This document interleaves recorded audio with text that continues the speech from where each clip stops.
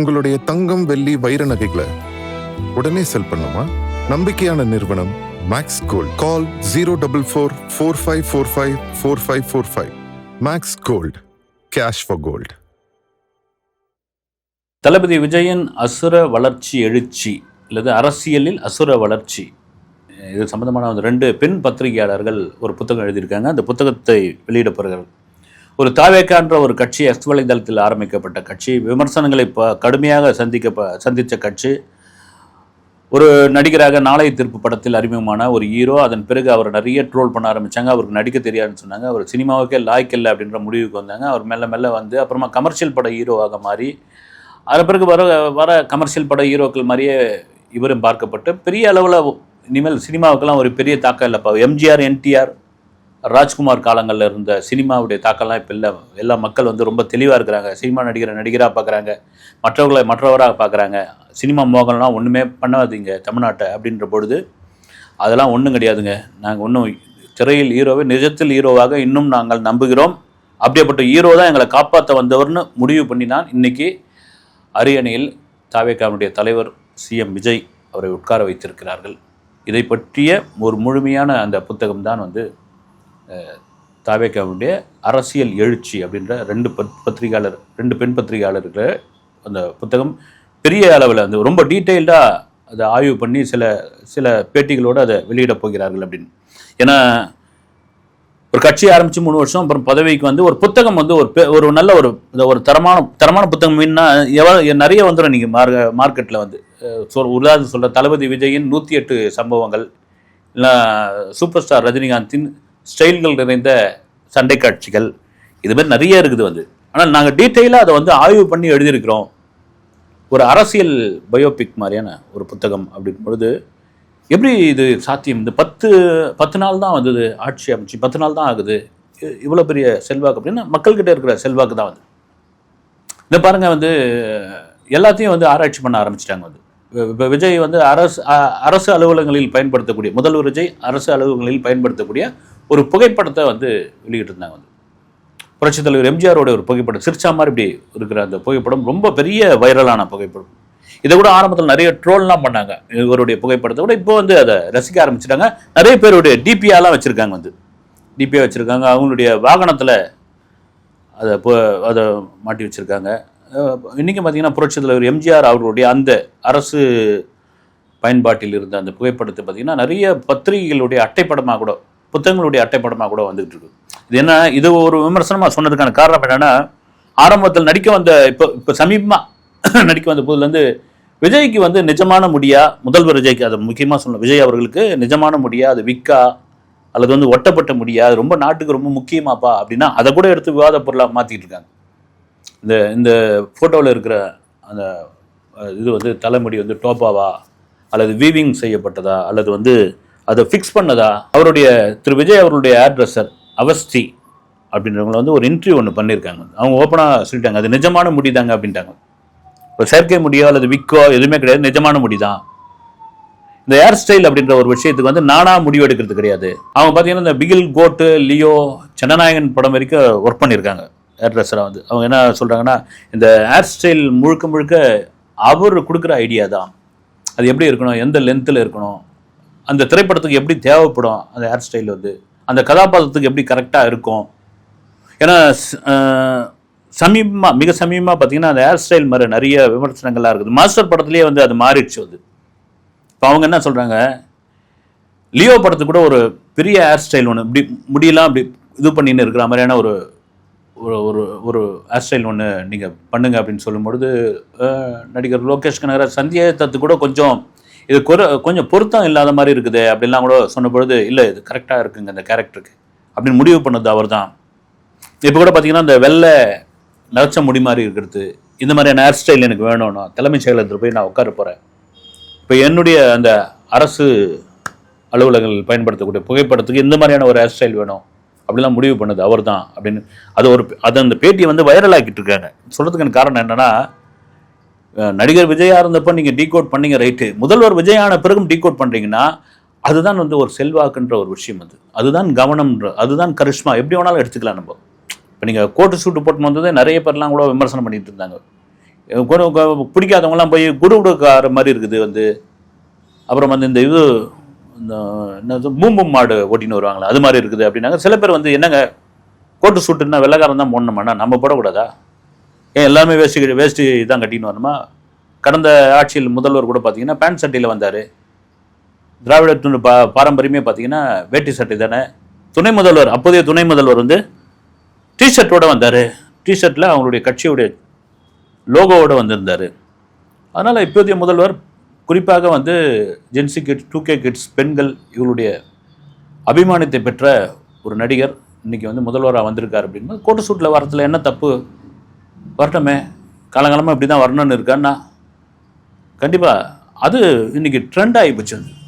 இன்றைக்கி கோட்டு சூட் போட்டுக்கிட்டு நடக்க ஆரம்பிங்க. முன்னால் கோட்டு சூட் போட்டுனா கேலி பண்ணுவாங்க. வந்து ஏதோ கல்யாணத்துக்கு, ரிசப்ஷனுக்கு, இதுக்கு ஏதோ ஃபங்க்ஷனுக்கு போட்டு வரதுக்கு ரொம்ப கூச்சப்படுவாங்க.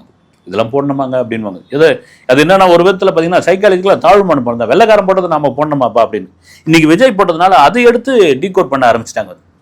மிக குறிப்பாக அது அந்த ஒரு பட்டன் போட்ட அந்த பிளேசர் போட்டுருக்காரு அப்படின்னு. ஆக்சுவலாக அது வந்து உயரமாகவும் ஒல்லியாகவும் காட்டும் அப்படின்னு. நீங்கள் 3 பட்டன் வச்சு அந்த பிளேசரை போடும்பொழுது பார்த்தீங்கன்னா என்ன சொல்கிறது, ஒரு வழக்கமான ஒருத்தர், ஒரு என்ன சொல்ற உயர் அதிகாரிகள் போட்டுட்டு இருப்பாங்கல்ல, அது மாதிரியான ஒன்றா இருக்கும். இன்னொரு முக்கியமான ஒரு விஷயம், அந்த பின்பக்கம் ஒரு கட்டு ஒன்று வரும். அது அந்த கட்டை யாரும் பெருசாக விரும்ப மாட்டாங்க. இவர் அந்த கட்டு போட்டிருக்காரு. அது கட்டு எதுக்கு அப்படின்னா உட்காரத்துக்கு பெரிய வசதியாக இருக்கும். அப்புறம் வந்து அந்த கோட்டு வந்து கசங்கி போகாது, மடிஞ்சு போகாது. இதெல்லாம் வந்து எடுத்து அவங்க போட்டிருக்கிற ஒரு விஷயம். வந்து பொதுவாக கோட் சூட் அப்படின்னா அந்த பிளேசர் வந்து ஜிகு ஜிகு ஜிகுன்னு இருக்கணும்னுவாங்க. அது இருந்தால் தான் வந்து தனித்துவமாக தெரியும்னு.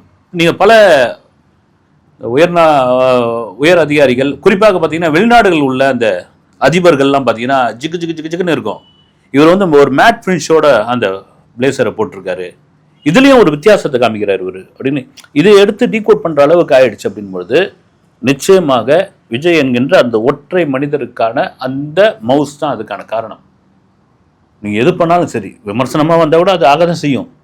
இதெல்லாம் மாரி பாராட்டக்கூடிய ஒரு விஷயம். நிறைய பேர் என்னென்னா இந்த டாஸ்மார்க் கடைகள் 717 கடைகளை மூடினது.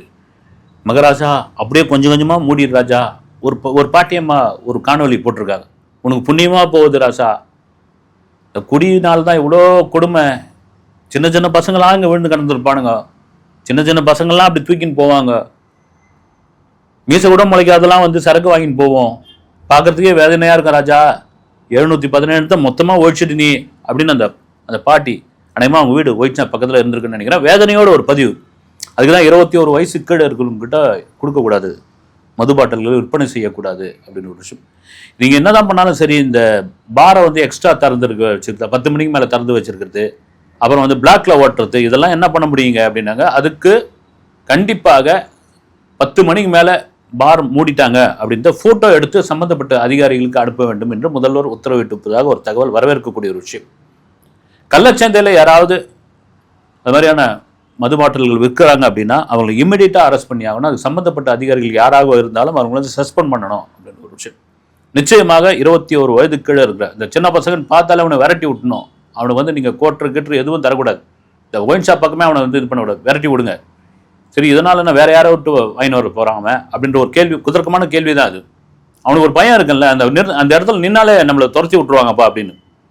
நீங்கள் ஒரு 30-40 வருஷத்துக்கு முன்னாடி பார்த்தீங்கன்னா இப்போ கூட தான் இயர் சர்டிஃபிகேட் படம், அப்போ வந்து இந்த ஏ படம் 11 மணிக்கு காட்சி போடுவாங்க.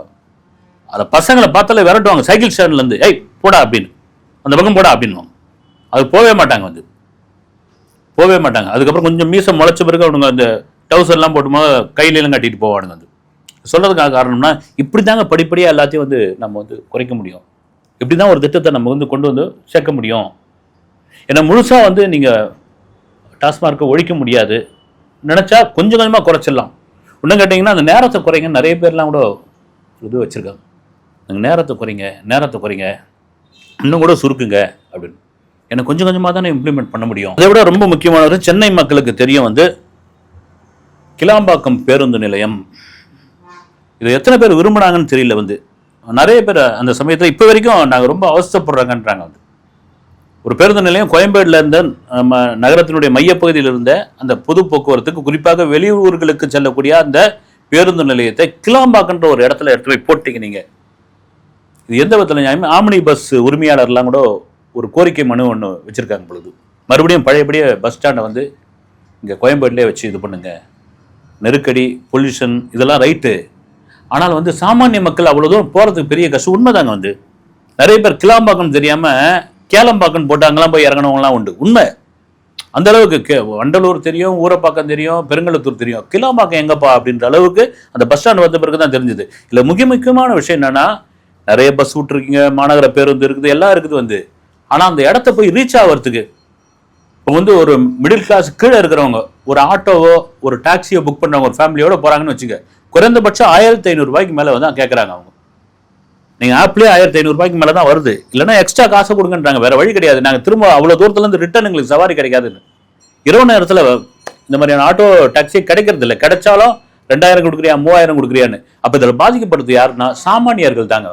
வெளியூருக்கு போகிறோம் எப்படி போவோம் வந்து பாவம் சாமானியர்கள் தான். பொதுவாக வந்து நீங்கள் இந்தியாவில் பல நகரங்களில் ஏர்போர்ட் வந்து தள்ளி இருக்கும். ஒரு 30 கிலோமீட்டர் தள்ளி இருக்கும். அதுக்கு காரணம் என்னன்னா, ஏர்போர்ட் கண்டிப்பாக விரிவாக்கம் பண்ணியிருப்பாங்க. ரெண்டாவது, ஃப்ளைட்டில் வரவங்க யார்? அவங்க டிக்கெட் என்ன நம்மள மாதிரி பஸ்ஸில் வந்து கிளாம்பாக்கத்துலேருந்து வேலூருக்கு 180 ரூபா கொடுத்து போகிறவங்களா? அவங்க இல்லை 220 ரூபா கொடுத்து போகிறவங்களா? ஒவ்வொரு டிக்கெட்டு 10,000 ரூபா, 12,000 ரூபா, 15,000 ரூபா கொடுத்து வரவங்க. அவங்க சொந்த கார் வச்சுருப்பாங்க. அவங்களுக்கு டாக்ஸி ஒரு பெரிய விஷயமே கிடையாது. நீங்கள் ஹைதராபாத், பெங்களூர் மாதிரியான நகரங்களில் நகரத்துக்கு வெளியே தான் இருக்குது ஏர்போர்ட். ஆனால் நகரத்துக்கு வெளியே எடுத்துமே ஒரு பஸ் ஸ்டாண்டை வச்சா சாமானியர்கள் எப்படிங்க அதில் போக முடியும்? எலெக்ஷன் நடந்தப்போ அதே கிளாம்பாக்கத்தில் தான் உங்களுக்கு ஓட்டு போட விடாமல் மக்கள் அடைகழிக்கப்பட்டார்கள். பேருந்து சரியா வசதி செய்யப்படல. இவன் பூரா போனா வந்து டிவி கேக்கு ஓட்டு போட்டுருவான், இவனை இங்கே போட்டு அமுக்குங்கடா அப்படின்ற மாதிரியான சதி வேலைகள்லாம் நடந்ததை நீங்க மறந்துருக்க மாட்டீர்கள். நிச்சயமா அவ்வளோ பெரிய பஸ் ஸ்டாண்டை கட்டிவிட்டு என்னையா பண்ணுறது? இப்போ பஸ் ஸ்டாண்ட் தூக்கின்னு வந்து கோயம்பேட்டில் வைங்கன்னா அது என்ன வேணாலும் பண்ணலாமே. வந்து அது காம்ப்ளெக்ஸாக மாற்றலாம், வேற ஏதோ பயன்பாட்டுக்கு வச்சுக்கலாம், ஒரு பொழுதுபோக்கு இதுவாக கொண்டு வரலாம். அதை வந்து ஏன்னா சென்னையில் பொழுதுபோக்குன்றது ஒரு பெரிய கம்மியாக இருக்குது. அது எல்லாரும் போய் பீச்சில் தான் போய் விளையாடுறாங்க. வந்து இப்போ அவங்க ஒரு கோரிக்கை நியாயமான அது மறுபரிசீலனை செய்யலாம். வந்து ஏன்னா கோயம்பேடும் ஒரு நெருக்கடியான பகுதியாக மாறிடுச்சு இன்னைக்கு. அதை எப்படி விரிவாக்கம் பண்ணலாம்? அதை எப்படி பிரித்து விடலாம்? ஏன்னா இன்னைக்கு தென் மாவட்டத்துக்கோ வட மாவட்டங்களுக்கோ கிளாம்பாக்கத்திலிருந்து அந்த பேருந்தில் பயணம் செய்கிறது பெரிய விஷயம் அப்படின்ற மாற்று கருத்து கிடையாது. சரிங்க, திரும்பவும் தான் வந்தாரு. ஒரு 10 நாள் தான் ஆகுது. கிளாம்பாக்கத்தை மாற்றுங்க, கோயம்பேடு இது பண்ணுங்க, சட்டம் ஒழுங்கு பிரச்சனையை போய் நீங்களே வந்து படத்தில் வர போலீஸ் மாதிரி வந்து களத்தில் இறங்குங்க, லட்டியை சுழத்துங்க, துப்பாக்கி எடுங்க அப்படின்னு சொன்னால் அவர் என்னங்க பண்ண முடியும்? அவர் வந்து முதல்வராக சூப்பர் ஹீரோவாக அவர் வந்து. ரெண்டாவது வந்து இன்னும் 10 நாள் தான் எனக்கு ஆகுது. நான் 6 மாதம் டைம் கொடுத்துருங்க. 6 மாதத்தில் என்ன வேணாலும் பண்ணுவீங்களா? நீங்கள் வந்து 6 மாதத்தில் என்ன வேணாலும் பண்ணலாம். இப்பயே எதிர்கட்சிகள்லாம் கேள்வி கேட்க ஆரம்பிச்சிட்டாங்க. தாறுமாறா கூட்டணியில் இருக்கிறவங்களே கேள்வி கேட்க ஆரம்பிச்சிட்டாங்க. வந்து இப்போ முதல்வர் விஜய் எதை பண்ணாலும் அதில் வந்து ஒரு என்ன சொல்றது, ஒரு குறை கண்டுபிடிக்கிற மாதிரியான ஒரு விஷயமாயிடுச்சு. நிச்சயமாக குறை கண்டுபிடிக்கிற மாதிரியான விஷயமாகிப்போச்சு. இதெல்லாம் மீறி இதையெல்லாம் சமாளித்து ஆட்சி பண்ண வேண்டும் என்றால் ஒரு பெரும்பான்மையான எம்எல்ஏக்களை அவர் பெற்றிருக்க வேண்டும் அப்படின்னு வரல. ரைட்டு. இதையெல்லாம் தாண்டி ஒரு சிறப்பான ஆட்சியை விஜய் கொடுப்பார் அப்படின்ற ஒரு நம்பிக்கை மக்களிடம் இருக்கிறது. அதை நாம் செஞ்சே ஆக வேண்டும் அப்படின்ற ஒரு மனசாட்சி இல்லது அவருக்கான ஒரு என்ன சொல்றது, ஒரு மனசாட்சின்னு சொல்றதுக்கான காரணம் என்னன்னா, இப்படி ஒரு அன்பா நம்மளை வந்து இந்த நாற்காலியில் இந்த மக்கள் நினைச்சு நம்மளை வந்து உட்கார வச்சுட்டாங்களே அப்படின்ற ஒரு விஷயம். இவங்களுக்கு ஏதாவது ஒன்று பண்ணி ஆகணுமே. அவர் அதை தான் சொன்னார் தேர்தல் வாக்குறுதியாவது. ஏங்க நான் வந்து 240 கோடி ரூபா சம்பளம் வாங்குறேன். நான் பார்க்கறது வந்து நான் பார்க்காத விஷயமே கிடையாது. நான் வந்து ஆயிரங்களில் வந்து நான் பார்த்துட்டேன், கோடிகளில் வந்து பார்த்துட்டேன். நான் எனக்கு என்ன வேற வேணும்? எல்லாமே இதுவாகி போச்சு. எனக்கு நல்ல சம்பாத்தியம் இருக்குது. உங்கள் காசை நான் வந்து நான் வந்து ₹1 திருட போகிறேன். நான் வந்து இந்த மக்களுக்கு ஏதாவது 30 வருஷம் இந்த ஃபீல்டில் இருந்துட்டேன், ஏதாவது ஒரு நல்லது பண்ணிட்டு போகலான்றதுக்காக வந்திருக்கிறேன். நான் அப்படி ஒரு வாய்ப்பு கொடுங்களேன், உங்கள் பாதம் தொட்டு கேட்டுக்கிறேன் அப்படின்ற ஒரு விஷயம்தான். அப்படி ஒரு எண்ணம் தான் இப்போ முதல்வர் விஜய்க்கு வந்திருக்கோம். நம்மளை வந்து இந்த நாற்காலியில் வந்து உட்கார வச்சுட்டாங்க. நம்ம தலைமைச் செயலகத்தில் வந்து நம்ம உட்காந்துட்டு இருக்கோம். நம்ம ஒரு அதிகார மையத்தில் இருக்கோம். இந்த சாமானிய மக்களுக்கு, இந்த பாவப்பட்ட மக்களுக்கு, இந்த ஏழை மக்களுக்கு ஏதாவது ஒன்று பண்ணணும் அப்படின்ற ஒரு விஷயம் இது. இதில் நீங்கள் வந்து அவர் சூப்பர் ஹீரோவோ அல்லது வந்து முதல்வன் அர்ஜுனோ என்ன வேணாலும் விமர்சனம் பண்ணிக்கிட்டா கூட வந்து ஒரு அதிகார பொறுப்பில் நம்ம வந்து உட்கார வச்சுருக்காங்கன்னு வந்து அது ரொம்ப முக்கியமான ஒரு விஷயம். அதை செய்வதற்கு, தடுப்பதற்கு கண்டிப்பாக ஆட்கள் வருவார்கள், கட்சிகள் வரும். அதையெல்லாம் மீறி அரசியல் பண்ணி தான் ஆகணும். அப்படி எப்படியாப்பட்ட அரசியலை முதல்வர் விஜய் செய்ய போகிறார் என்பதை பொறுத்திருந்து பார்ப்போம். அடுத்த வீடியோவில் சந்திக்கிறேன். நன்றி.